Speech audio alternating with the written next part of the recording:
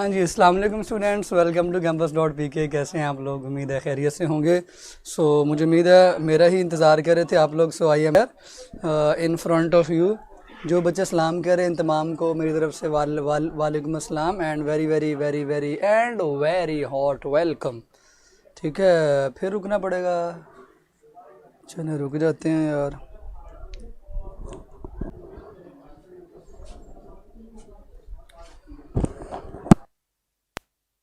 अस्सलाम वालेकुम स्टूडेंट्स, फिर से welcome to campus dot P K. कैसे हैं आप लोग? उम्मीद है खैरियत से होंगे और इन्जॉय कर रहे होंगे। मेरा ही इंतज़ार कर रहे थे आप लोग। I am here in front of you. आप लोग जो है ना जल्दी से दोबारा जो है ना सलाम कर रहे हैं, तो दोबारा से सबको वालेकुम अस्सलाम। बच्चों रेडी हो जाए। हमने आज क्या पढ़ना है? मेरा ख्याल है आप लोगों को टॉपिक तो पता होगा। मैंने आप लोगों को कहा भी था कि ये रीड करके आइएगा। ठीक है, एफएलपी बेटे आज तो नहीं है। एफएलपी कब है आप लोगों का? जल्दी से बताएं।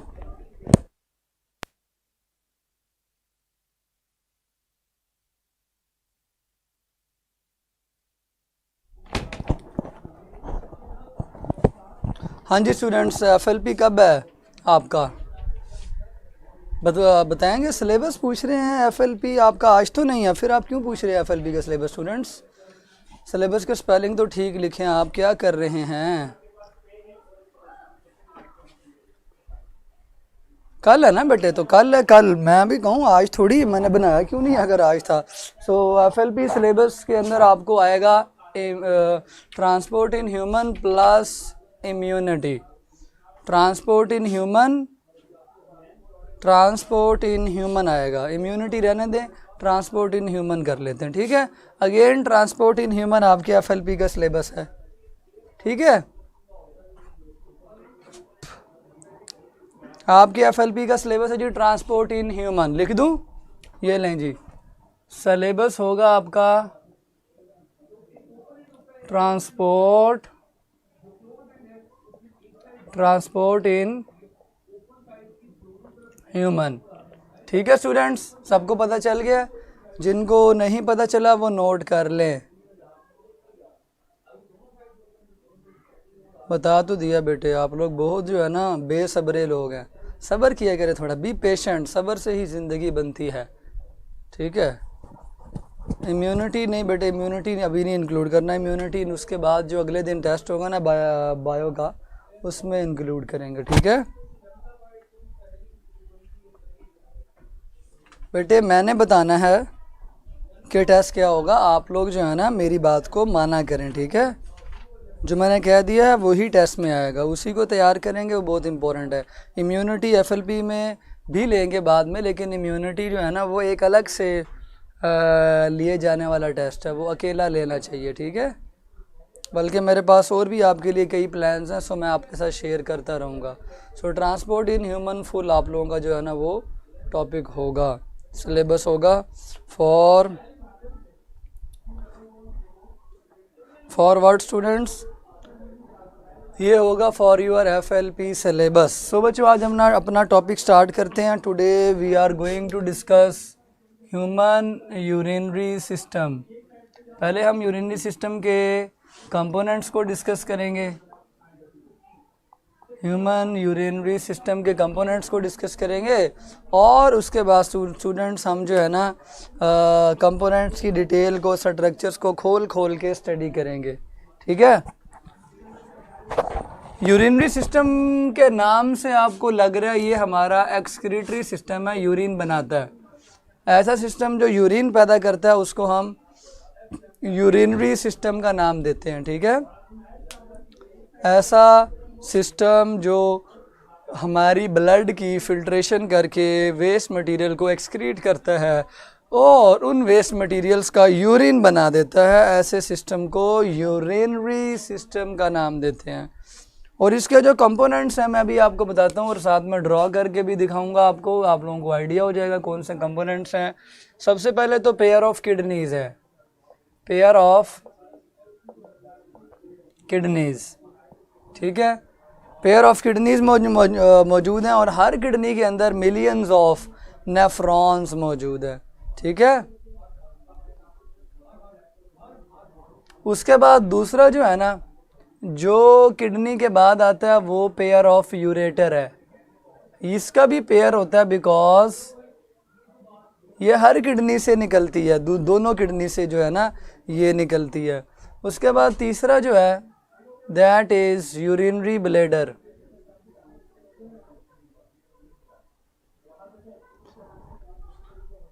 मुझे वैसे एक बात की समझ नहीं आ रही कि जब मैंने पढ़ाना स्टार्ट कर दी है, आप लोगों की हिम्मत कैसे होती है कि आप इधर उधर की बातें स्टार्ट करें और क्वेश्चंस पूछना स्टार्ट करें। मुझे समझ नहीं आ रही इस बात की। वर्कशीट्स बाद में अपलोड नहीं हुई, हो जाएंगी, मैंने आपको बताया था। अब वर्कशीट के अलावा बड़े एमसीक्यूज़ हैं, मैं आप लोगों को करवा देता हूँ, वर्कशीट भी हो जाएंगी। सर जी एफएलपी का सिलेबस कमाल है। अब आपने अभी ज्वाइन किया और मैंने 10 मिनट पहले एफएलपी का सिलेबस बता दिया आपको। थोड़ा सा अपने माइंड को हाजिर करें और मेरी बात को याद करें। जब मैंने पढ़ाना स्टार्ट कर दिया, आपकी हिम्मत कैसे होती है कि आप किसी और बारे में क्वेश्चन करें? क्या आप लोगों को एटिकेट्स नहीं है? कितने प्यार से आप लोगों के साथ मैं चलता हूं और आप फिर मेरी बात नहीं मानते हैं।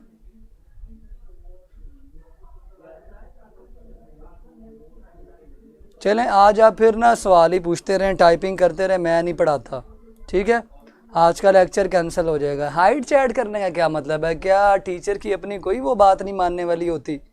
हाइट चैट करने से ही बात होती है सारी।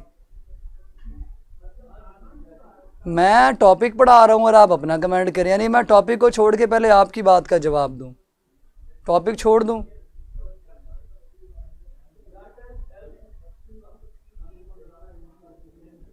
क्या ये सिखाया गया है आप लोगों को?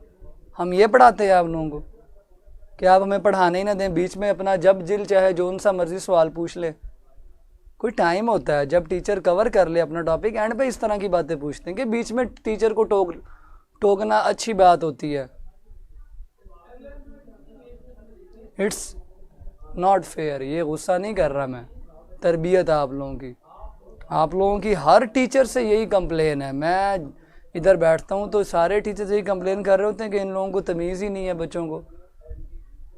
मुसलमान है, तमीज़ नहीं है, ये कैसे हो सकता? मुझे इस बात की समझ नहीं आ रही कि टीचर पढ़ा रहा है और आप टीचर से ऐसे क्वेश्चन पूछ रहे हैं जिनका टॉपिक से कोई रिलेशन नहीं है।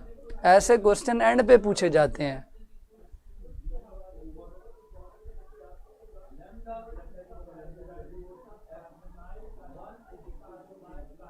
आप खुद अपने हर एक्शन के ज़िम्मेदार हैं, ठीक है? चैट का मकसद ये नहीं होता कि आप जो है ना कि आप लोग जब चाहें टीचर को टोकें। किसी बात पे कमेंट करना ऐसे ही है जैसे आप पढ़ाते हुए टीचर को बीच में टोकते हैं। जो काम आप फिज़िकल क्लास में नहीं करते वो यहाँ पर भी आप नहीं कर सकते हैं। आप लोगों को रेलेवेंट क्वेश्चंस पूछने चाहिए जिनका ताल्लुक टॉपिक के साथ है, और ऐसे क्वेश्चन का टाइम एंड पे होता है आपके पास, ठीक है? एंड पे पूछा करें।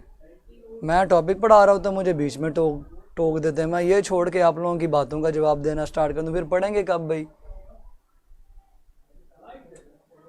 ये अब नहीं चलेगा। अगर आप लोग ऐसे करेंगे तो मैं अब आप लोगों को नहीं पढ़ाया करूँगा, ठीक है? This is my final warning to you. उसके बाद मैंने डिसीजन कर लेना है। मैं नहीं चाहता, ना ही ये मेरी आदत है कि मेरे लेक्चर्स के दौरान आप इररेलेवेंट क्वेश्चंस या बातें करें। अगर आप करेंगे तो मैं नहीं पढ़ाऊँगा फिर आप लोगों को, ठीक है? क्योंकि आप रिस्पेक्ट नहीं शो कर रहे। मैं इतना प्यार से आपको लेके चलता हूँ, आपको अपना छोटा बहन भाई समझता हूँ और आप फिर नहीं मेरी बात मानते हैं, ठीक है ना? फिर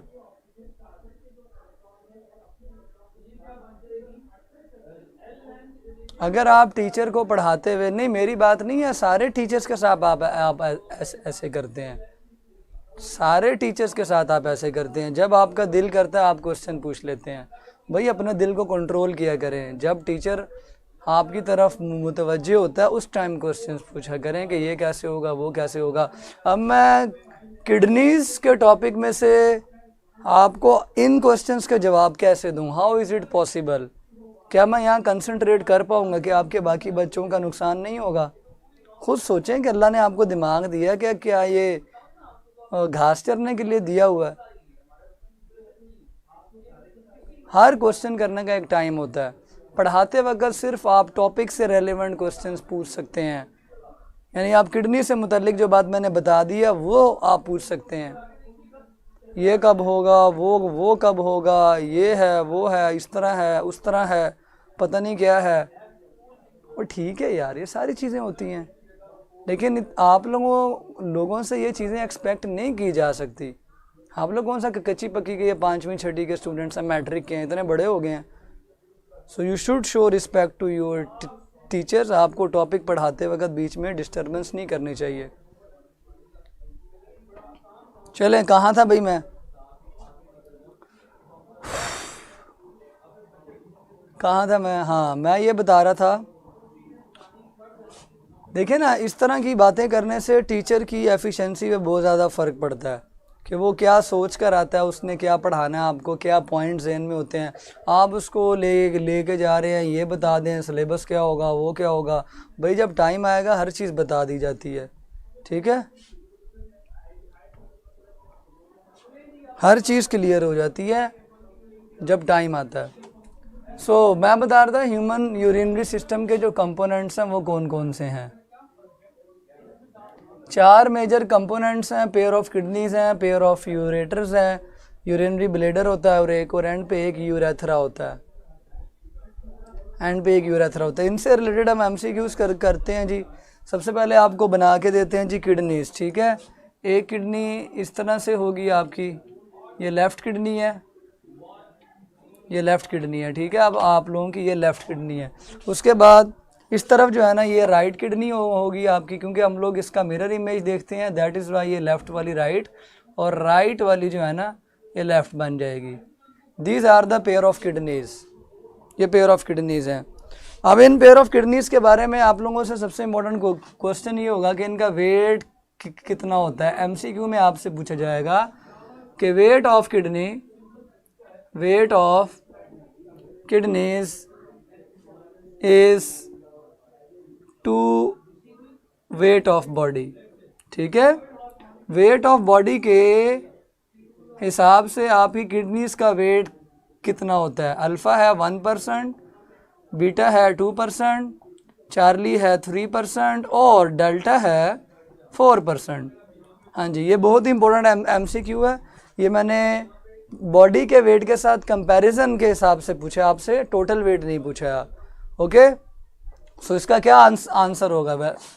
very good, 1% will be the answer. 1% जो है ना बॉडी के वेट के किडनीज का वेट होता है। मीन अगर आपका वेट 50 kg है तो किडनीज का वेट मिला के ½ kg होगा। आप में से कोई बहुत मोटा है और उसका वेट 100 kg है तो किडनीज का वेट जो है ना वो 1 kg होगा मिला के। लेकिन यहाँ पे एक मसला ये है और किडनीज की खूबी ये है कि इतना कम वेट होने के बावजूद भी ये कितना ब्लड रिसीव करते हैं। ब्लड रिसीव्ड बाय, एमसीक्यू में याद करना आपने, blood received by kidney with each cardiac beat, ठीक है। हर कार्डियक बीट के साथ जो तो आप लोगों का ब्लड रिसीव होता है बाय किडनीज। क्यों रिसीव होता है?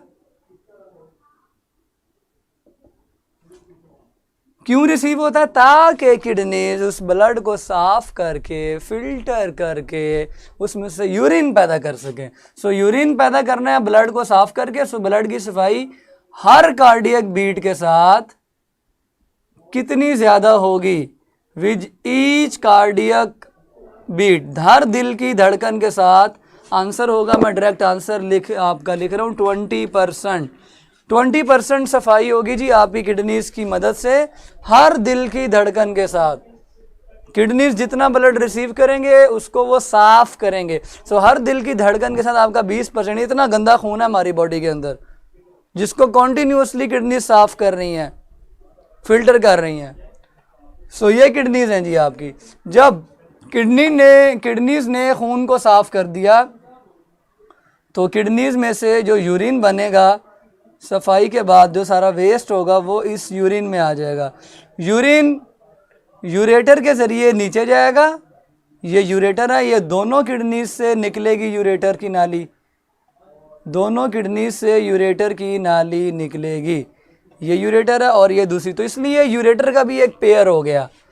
यूरेटर का क्या काम होता है, बहुत सिंपल से एमसीक्यू यहाँ पे हम मेंशन करेंगे। Urine is transported from kidneys, urine is carried from kidneys to dash by ureter. इसका आंसर भी बहुत ही आसान होगा, आप लोग अभी देख लेंगे। सो यूरेटर का पेयर है, ये किडनी से यूरिन को लेके निकलेगा और यूरिनरी ब्लैडर में जाके गिराएगा। So here is the urinary bladder, this one is urinary bladder. और याद रखें जो यूरिनरी ब्लैडर होता है ये यूरिन को रिसीव करता है फ्रॉम यूरेटर से, लेकिन जो रिसीविंग है वो इस सुराख के ज़रिए होगी। ये सुराख बड़ा इंपॉर्टेंट है, जिस सुराख के ज़रिए ब्लड ने यूरिन ने ब्लैडर के अंदर गिरना है, दिस सुराख इज़ वेरी इंपॉर्टेंट। ये सुराख, ये पोर बहुत इंपॉर्टेंट है। सो आप इस पोर को देख सकते हैं, this pore is known as ureteral orifice. Orifice को अगर आप नेट पे सर्च करेंगे ना तो इसका मतलब सुराख निकलेगा, सुराख। सो ये पोर है, पोर निकलेगा, इसका मतलब इस पोर के ज़रिए यूरिन यूरेटर के ज़रिए ब्लैडर में दाखिल होता है। तो इसका आंसर क्या बना, ब्लैडर। कौन सा ब्लैडर, यूरिनरी ब्लैडर, क्योंकि गाल ब्लैडर भी होता है, वो आपके टॉपिक का हिस्सा नहीं है। सो यूरिनरी ब्लैडर तक पहुंचेगा। और इस तरह से भी एमसीक्यूज आ सकता है कि किडनी से ब्लैडर तक यूरिन को कौन ट्रांसपोर्ट करता है। सो ट्रांसपोर्ट करने वाला जो होगा वो यूरेटर होगा, ठीक है। सो इस सुराख को ज़हन में रखें, ये नाली ब्लैडर में यूरिन को भेजेगी फ्रॉम दिस सुराख, और दिस सुराख is called as ureteral orifice. Orifice mean सुराख। अब ये यूरिन यहाँ पे स्टोर हो गया। सो ब्लैडर का काम क्या है जी, यूरिन को स्टोर करना फॉर द सम टाइम, और उसके बाद स्टोर होने के बाद ये निकलेगा with the help of a tube जिसका नाम है urethra. So last tube single tube है जिसको हम यूरेथ्रा कहते हैं। जहाँ यूरेथ्रा और ब्लैडर का जंक्शन है, जंक्शन कहते हैं जोड़ को, जंक्शन कहते हैं जोड़ को। सर दोनों किडनी से एक साथ यूरिन आएगा, जी बिल्कुल, दोनों किडनीज में एक साथ काम चल रहा होता है, जिसकी दोनों किडनीज ठीक हैं। अब जिसकी ये ख़राब है वो एक एक्सेप्शनल केस है, लेकिन अगर दोनों किडनी और दोनों गुर्दे सही काम कर रहे हैं, दोनों कॉन्टीन्यूसली यूरिन पैदा कर रहे होते हैं और खून को साफ कर रहे होते हैं। सो बच्चों ये जंक्शन है between urethra and bladder, urinary bladder. इस जंक्शन के पास स्फिंक्टर मसल होते हैं, ये हमारे कंट्रोल में होते हैं, इससे यूरिन का बहाव कंट्रोल होता है। और यही जंक्शन, ये जोड़ बच्चों के कंट्रोल में नहीं होता।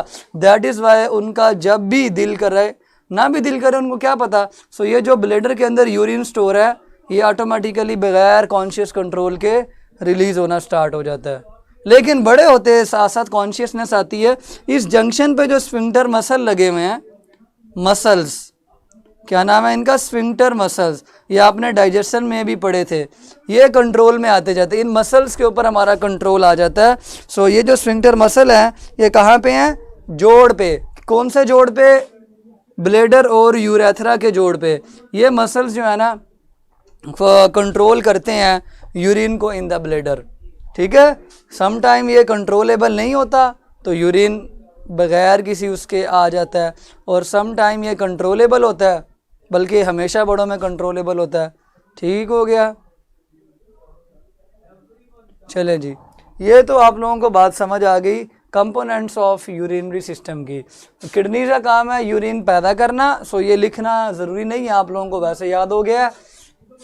यूरिन पैदा होगा किडनीज में और फिर यूरेटर के ज़रिए यूरिन चला जाएगा इन द ब्लैडर। ब्लैडर में एंटर होने के लिए उसको इस ओरिफाइस में से गुजरना पड़ेगा और यहाँ स्टोर हो जाएगा। स्टोर होने के बाद वो यूरेथ्रा के ज़रिए निकल जाएगा और इन दोनों के दरमियान जो जंक्शन है उसके पास मसल्स हैं, उसके करीब मसल्स हैं, मसल्स का नाम स्फिंक्टर मसल्स हैं, जो ब्लैडर के अंदर पड़े हुए यूरिन को कंट्रोल कर रहे होते हैं।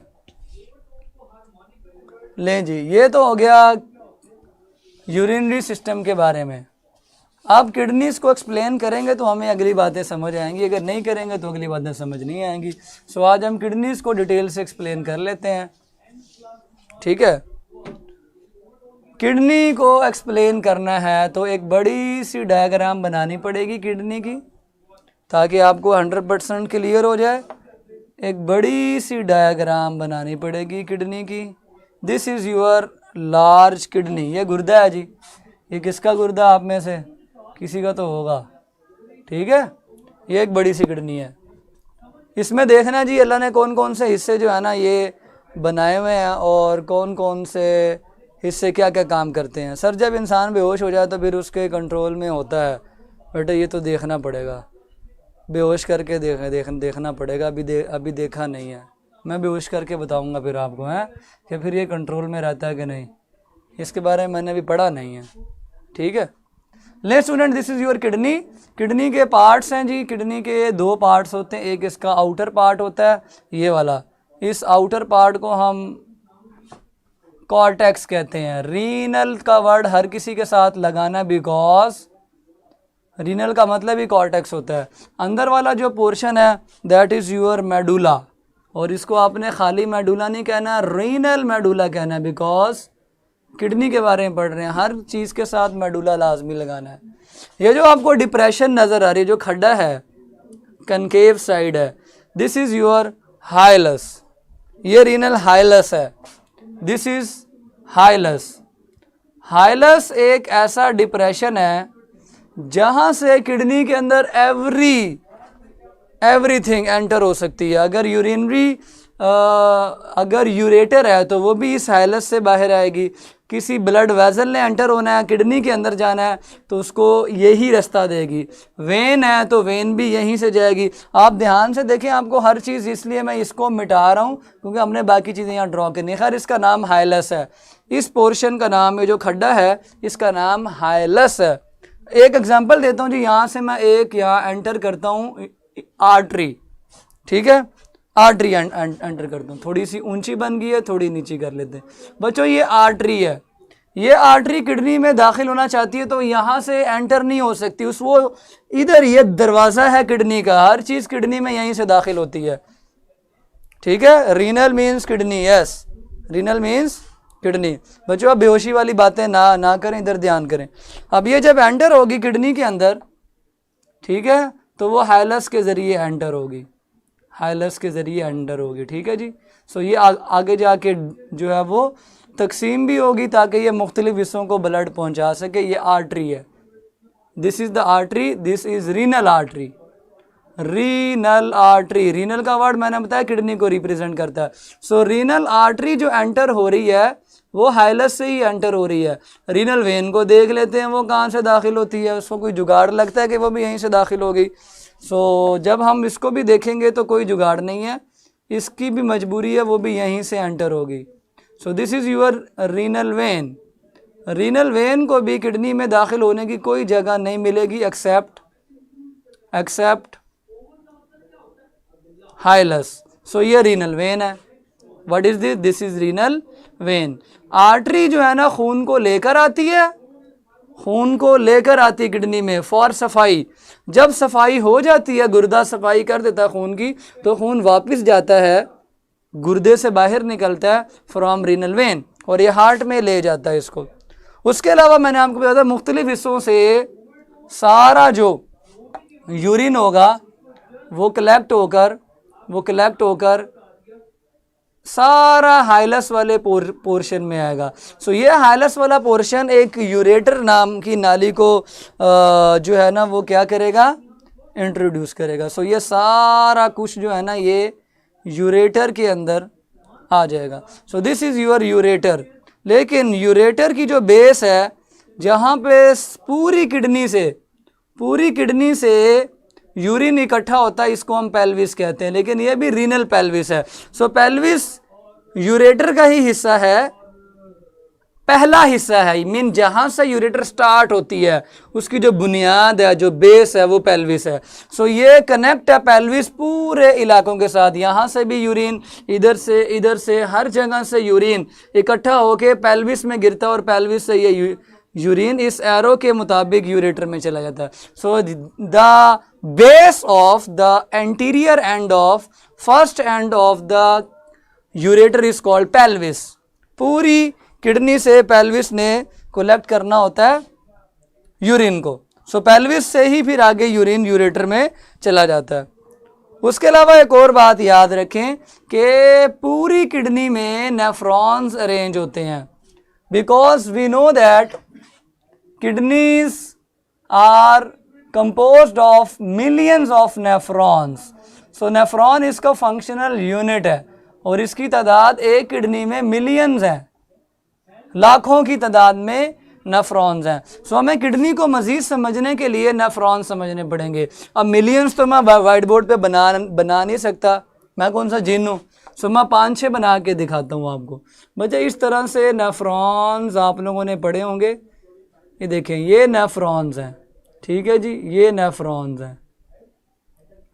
ये नेफ्रॉन किस तरह से इस तरह होते हैं, ये मैं आपको नेफ्रॉन जब खोलेंगे तो हमें पता चलेगा। बच्चों ये नेफ्रॉन्स हैं जो इस तरह से अरेंज हो रहे हैं, कॉर्टेक्स वाली, कॉर्टेक्स के अंदर अरेंज हो रहे हैं, along the border of cortex, along the border of cortex. और कुछ नेफ्रॉन्स ऐसे होते हैं बच्चों जो बहुत लंबी डेप्थ तक पहुंच रहे होते हैं, ठीक है। इस तरह एक और मैं नेफ्रॉन बना रहा हूँ यहाँ पे, इसको भी मैं इसी तरह एक लंबी सी ट्यूब के साथ शो कर रहा हूँ। ये लंबी सी डेप्थ वाली ट्यूब है। सो क्या फ़र्क नज़र आ रहा है आपको इन दो तरह के नेफ्रॉन में? इस तरह के नेफ्रॉन पूरी किडनीज में अरेंज होंगे, पूरी किडनी में। और ये 5 बनाया ना मैंने, 5 नहीं है, ये लाखों है। इस तरह पूरी किडनी के अंदर अरेंज हुए हैं। क्या फ़र्क नज़र आ रहा है आपको?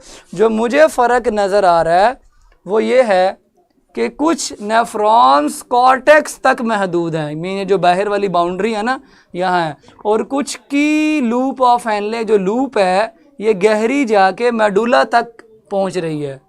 सो नेफ्रॉन्स की 2 टाइप्स हो गई, ठीक है। नेफ्रॉन की 2 टाइप्स हैं। सो टाइप्स मैं लिख देता हूँ। Nephron are of 2 types. Number 1 cortical nephron. So इनमें से कौन से कॉर्टिकल नेफ्रॉन है जो कॉर्टेक्स के बॉर्डर पे अरेंज हुए हैं? सिंपल इज दैट, ये वाले, ये कॉर्टिकल नेफ्रॉन है। और जेक्स्टा मेडुलरी नेफ्रॉन कौन से होंगे? वैसे इसको खाली मेडुलरी कहना चाहिए था, नाम रखने वाले ने एफिशिएंसी मारते हुए जुक्स्टा मेडुलरी नाम रख दिया। सो ऐसे नेफ्रॉन्स जो कॉर्टेक्स से शुरू होते हैं, बॉर्डर ऑफ कॉर्टेक्स से, और डीप जाते हैं मेडुला तक, गहरे हैं, लंबी लूप ऑफ हेनले इनकी, इनको हम जक्स्टा मेडुलरी नेफ्रॉन्स कहते हैं। और यहाँ पे एक एमसीक्यू है, एमसीक्यू बड़ा इंपॉर्टेंट है। जक्स्टा मेडुलरी नेफ्रॉन्स कि चूँकि बहुत लंबी दुम है, बहुत लंबी लूप है, सो ये किस तरह का यूरिन बनाने में इन्वॉल्व है? आर इन्वॉल्व है नहीं, are involve in the formation of, किस किस्म के यूरिन बनाने में इन्वॉल्व है? डैश यूरिन, यूरिन भी डैश होता है, ठीक है। तो यहाँ आप लोगों ने डायरेक्ट आंसर लिखना है। इसकी जो इतनी बड़ी लूप ऑफ हेनले है ये ज़्यादा से ज़्यादा पानी को रीअब्जॉर्ब करती है और ये कंसंट्रेटेड यूरिन पैदा करवाने का जिम्मेदार है, ठीक है। यूरिन की कई टाइप्स हो सकती हैं, डल्यूट यूरिन, पतला यूरिन, गाढ़ा यूरिन, नॉर्मल यूरिन। सो गाढ़ा यूरिन तब पैदा होता है जब ये लूप ऑफ हेनले मैक्सिमम पानी को रीअब्जॉर्ब कर ले। जब पानी रीअब्जॉर्ब हो गया तो पीछे गाढ़ा यूरिन बचेगा ना। पतला यूरिन होता ही पानी की वजह से, पानी सारा लूप ने रीअब्जॉर्ब कर लिया तो पीछे गाढ़ा यूरिन बचा। सो गाढ़ा यूरिन बनाने में, कंसंट्रेटेड यूरिन बनाने में इन्वॉल्व है जक्स्टा मेडुलरी नेफ्रॉन्स। सो पूरी किडनी में इस तरह से नेफ्रॉन्स अरेंज होते हैं। अब मैं तो इतने सारे मैं मैक्सिमम भी बना लूँ तो ये सारे 15 से 20 बनेंगे, इससे ज़्यादा नहीं बन सकते, ठीक है। यस, कंसंट्रेटेड को हाइपरटोनिक भी कह सकते हैं। अब यहाँ पे आपको नज़र आएंगे रीनल पिरामिड्स। ठीक है जी, रीनल पायरामिड्स। ये क्या होते हैं? रीनल पैरामिड्स जो होते हैं ये पैरामिड की शेप में हिस्से होते हैं। ये हिस्से क्या करते हैं? ये नेफ्रॉन्स का सारा ब्लड कलेक्ट करके डाइवर्ट करते हैं पेल्विस रीजन में। अभी एक बच्चे ने कमेंट किया था कि पेल्विस की समझ नहीं आई, सो अब समझ आ जाएगी। ये सारे नेफ्रॉन यूरिन बनाएंगे, यूरिन बनता चला जाएगा। इधर भी यूरिन बन रहा है, इधर भी यूरिन बन रहा है, इधर भी यूरिन बन रहा है, इधर भी, इधर भी, इधर भी, इधर भी, इधर भी, इधर भी, इधर भी, इधर भी। पूरी किडनी के अंदर यूरिन ही यूरिन बनता जा रहा है। किडनी ने चार डालना है यूरिन का। यूरिन की फाइनल डेस्टिनेशन यूरेटर है। अब ये सारे नेफ्रॉन पागल हैं कि सब यहाँ अपना पानी जो है, यूरिन जो है वो पहुँचाएंगे। कैसे पहुँचाएंगे? ये पैरामिड्स जो है ना, इन डिफरेंट एरियाज से यूरिन को डाइवर्ट करेंगे इस हाइलस में, पेल्विस वाले रीजन में। इधर भी यूरिन बन के पेल्विस में आ जाएगा, यहाँ से भी यूरिन बन के पेल्विस में आ जाएगा, इधर से भी यूरिन बन के पेल्विस में आ जाएगा, इधर से भी यूरिन बन के पेल्विस में आ जाएगा। पूरी किडनी अपने तमाम रीजन से यूरिन बना के पेल्विस में भेजेगी और इसकी डाइवर्जन के अंदर सबसे इंपॉर्टेंट रोल ये रीनल पैरामिड्स प्ले करेंगे। रीनल पैरामिड्स, फिर इन रीनल पैरामिड्स की वजह से ये यूरिन पेल्विस में इकट्ठा हो जाएगा। और अब पेल्विस के बारे में एक और बात याद रखनी है, पेल्विस से ही यूरेटर स्टार्ट होती है। मीन यूरेटर का जो हेड है, मेन पार्ट, इसके जो टॉप पे है वो मोटा पार्ट, स्वोलन, सूजा हुआ, देखिए ना, ये पतली है, ये मोटा हिस्सा है। जो मोटा हिस्सा है ना बुनियाद पे, जिसने पूरी किडनी से यूरिन कलेक्ट करना है, इट इज कॉल्ड पेल्विस। ठीक है सर, कॉर्टिकल कौन सा यूरिन बनाता है? बेटे पतला यूरिन बनाता है, जिसको हम डाइल्यूट यूरिन कहते हैं। रीनल पेल्विस एंट्री और एग्जिट पॉइंट है। No no no no no no, entry और एग्जिट पॉइंट नहीं है, खाली एग्जिट पॉइंट है। यूरिन थोड़ी एंटर होता है, एंटर तो यहाँ से ब्लड ने होना है। ब्लड एंटर होगा यूरेटर के जरिए। ठीक है, ये सारे नेफ्रॉन यूरिन बनाएंगे, यूरिन यहाँ से इकट्ठा होकर पेल्विस में आ जाएगा। कभी ऐसा भी सुना है कि यूरिन ऊपर जाएगा वापस? एंट्री पॉइंट कैसे हुआ भाई? यूरिन ने इधर ही आना है। अब यूरिन बनता कहाँ से है? वहाँ पे यूरिन कैसे गया? उन्होंने खुद बनाया है फ्रॉम ब्लड। ब्लड इधर से आ रहा है, ये नालियाँ मज़ीद डिवाइड होती चली जाती हैं और फाइनली ये इस नेफ्रॉन तक पहुँच जाती हैं। ठीक है, सो वो बनाएंगे यूरिन। यूरिन पूरी किडनी में बन के इस मेन पॉइंट पे इकट्ठे होंगे और यहाँ से फिर यूरिन यूरेटर में चला जाएगा। ठीक है, ब्लड वेसल तो एंटर होती हैं। ब्लड वेसल बेटे पेल्विस के ऊपर से एंटर होती हैं। पेल्विस यूरेटर का अपना पार्ट है। ब्लड वेसल एंटर होती हैं पेल्विस के ऊपर, और ये पेल्विस यानी यूरेटर की बुनियाद, रीनल आर्टरी, रीनल वेन, ये सारे एंटर होते हैं। सारों की जो लोकेशन है वो हाइलस है। ये जो ऐसे था जो मैंने अब मिटा दिया है। सो पेल्विस के ऊपर एंट्री है, पेल्विस के ऊपर एंट्री है ब्लड की। पेल्विस खुद एंट्री नहीं है, पेल्विस तो हमेशा एग्जिट पॉइंट के लिए एरो बता रहा है आपको। ठीक है, ये एंट्री हो ही नहीं सकती। एंट्री खाली ब्लड की होनी है। ब्लड में से ही यूरिन जो है ना वो बाहर आएगा। यूरिन बाहर आ गया, सारा यूरिन बनकर पेल्विस में आएगा, पेल्विस से बाहर चला जाएगा। अब नेक्स्ट हमारा जो टारगेट है वो इस यूरिन को खोल देना पकड़ के। जैसे हम पहले सिस्टम खोला, सिस्टम में हमें किडनी मिले, किडनी खोला, किडनी में सारे पार्ट्स हमें मिल गए, और अब इस नेफ्रॉन को खोल के चेक करना कि इसके अंदर क्या रखा हुआ है। ठीक है, pelvis and storage and collector of urine, खाली कलेक्टर ही कह लें बेटे, स्टोरेज अपनी तरफ से ना लगाएं। ठीक है, pelvis is the base of ureter, pelvis is the base of ureter. बच्चों और कोई क्वेश्चन करना तो जल्दी से कर लें, जल्दी से।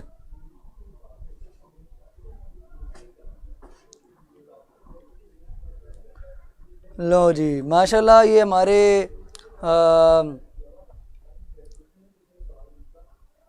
टॉपर बच्चे हैं, लेजेंड्स। मैं आधे घंटे से बल्कि घंटे से किडनीज पढ़ा रहा हूँ और इन्होंने लिख दिया urine is produce by liver. माशाल्लाह, ऐसे लेजेंड्स की हमें सख्त ज़रूरत है बेटे। Urine is produce by kidney. अब आपको क्या कहूँ मैं, नेफ्रॉन का काम जस्ट ऑस्मो रेगुलेशन है और ऑक्सक्रीशन होता है बेटे, दोनों होते हैं। कल एक्सप्लेन हो जाएगा ये आपको, ऑस्मो रेगुलेशन कैसे और एक्सक्रीशन कैसे, कल I will explain you. Adrenal gland salt की रिटेंशन करती। हाँ जी, तो क्या क्वेश्चन थे जी आपके? हाँ, एक क्वेश्चन था जी आपका कि पैरामिड्स का काम दोबारा बता दें। सो मैं ये मिटा रहा हूँ, पैरामिड दोबारा सुने, ठीक है। आपको इस तरह से पैरामिड नज़र आएंगे। डिफ्राम में ज़्यादा सारे पैरामिड बना रहा हूँ, ज़्यादा सारे पैरामिड बना रहा हूँ, ठीक है। ये सारे पैरामिड्स हैं। ये पैरामिड्स क्या करते हैं, यूरिन को कलेक्ट करके नेफ्रॉन्स में से, ये जो आपकी यूरेटर है ना, यूरेटर का एक यहाँ पे हिस्सा आगे पहुँच रहा होता है, ये इधर एम्पिटी करते हैं। They empty urine, first of all they collect urine and then empty urine. और जहाँ पे ये एम्पिटी करते हैं ना यूरिन को, ये हिस्सा, इसमें दूसरा क्वेश्चन भी आपका कवर हो गया, ये रीनल पैपिला कहलाता है, ठीक है। ये जो पेल्विस है, मैं इसकी ब्रांच यहाँ पे बनाता हूँ। पेल्विस जो है ना, ये इस तरह से एक्सटेंड होता है और इसकी कई ब्रांचेस निकलती हैं जो पैरामिड्स के साथ कनेक्ट होती हैं। सो पैरामिड्स यूरिन को कलेक्ट करके कहाँ गिराता है, ये इस ट्यूब में गिराता है जहाँ पे पेल्विस एंड होती है। मीन पेल्विस की जो ब्रांचेस इधर पहुँच रही हैं वो कैलेक्सिस होते हैं, वहाँ पे ये यूरिन एम्पिटी हो रहा होता है फ्रॉम पैरामिड्स। सो पैरामिड्स का काम है यूरिन को कलेक्ट करके आगे डाइवर्ट करना, बस इतना सा काम है, ठीक है। यूरिन को कलेक्ट करके आगे डाइवर्ट करना सेंट्रली, ताकि वो सारा यूरिन सेंट्रल पोर्शन में इकट्ठा हो जाए और यहाँ से यूरेटर में आए। अगर पैरामिड ना होते तो यूरिन सारा किडनी में बिखरा पड़ा होता।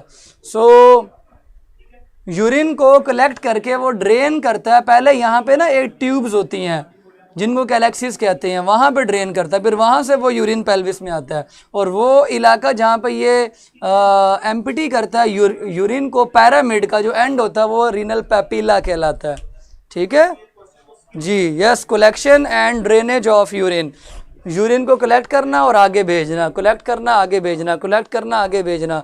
यानी इतने हिस्से से ये यूरिन को आगे भेजेगा, इतने हिस्से से यूरिन को ये वाला पैरामिड आगे भेजेगा, इतने हिस्से में जो यूरिन पैदा हो रहा है, नेफ्रॉन पैदा कर रहे हैं, वो ये वाला पैरामिड आगे भेजेगा, इतने हिस्से से जो यूरिन पैदा हो रहा है वो ये वाला पैरामिड आगे डाइवर्ट करेगा, इतने हिस्से में जो यूरिन पैदा हो रहा है उसकी जिम्मेदारी इस पैरामिड पे है, इतने हिस्से में जो यूरिन पैदा हो रहा है उसकी जिम्मेदारी इस पे हो रहा है, एंड सो ऑन। इतना एक्सप्लेन कर दी आप, चलो छुट्टी करो, ठीक है। इंशाल्लाह मिलेंगे कल। स्टोन पेल्विस, स्टोन पढ़ाया मैंने अभी, स्टोन भी अभी नहीं मैंने पढ़ाया, जब पढ़ाएंगे फिर पता चलेगा कहाँ बनता है, ठीक है। सो बच्चों मिलेंगे कल इंशाल्लाह इसके फंक्शन के साथ। फिलहाल मैंने स्ट्रक्चर पढ़ाया है, ये बात कमेंट कर दें सारे, ठीक है। बल्कि शायद किया था, नहीं किया तो कर दें। अब अभी तक मैंने आपको क्या क्या क्या बताया, स्ट्रक्चर। सर यूरेथ्रल एरिफाइस का बता दें प्लीज़, यूरेथ्रल ओपनिंग को भी बेटे यूरेथ्रल ओरिफाइस होता है, यूरेथ्रल नहीं होता। ये लें, ये ब्लेडर बनाया था ना मैंने ऐसे, अब इतना बना अच्छा बनेगा भी नहीं। ये ब्लेडर है, इस ब्लेडर में जहाँ यूरेटर गिरती है ना, इसको ओरिफाइस कहते हैं। दो यूरेटर गिरते हैं यहाँ पे एक ब्लेडर के अंदर। ये जिस सुराख से ब्लेडर में यूरिन आता है ना, इन सुराखों को यूरेटरल ओरिफाइस कहते हैं। यूरेथ्रा तो आगे है,